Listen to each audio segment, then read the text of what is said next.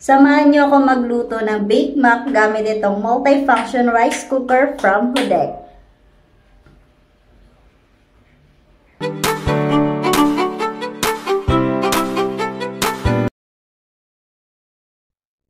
Ang gagamitin nga pala natin for today's video ay itong 1.5 liter na electric cooking pot. Multifunction nga pala itong electric cooker kaya pwedeng-pwede for steaming, boiling, at frying. Transparent visible glass cover kaya you can see the cooking process anytime. Meron din itong 2 adjustable firepower mode which is 200 watts at 600 watts. Made with Teflon non-stick liner rin ito kaya no worries kasi super easy to clean.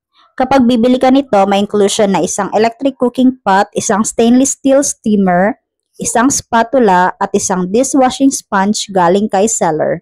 O diba, ang bait ni seller. By the way guys, instant bake mac nga pala itong niluto ko. Pinakuluan ko lang hanggang sa lumabot ang noodles, then mix sa sauce. Sinabay ko na rin sa pag-steam ang squid ball for plating design. Ayun lang, happy cooking!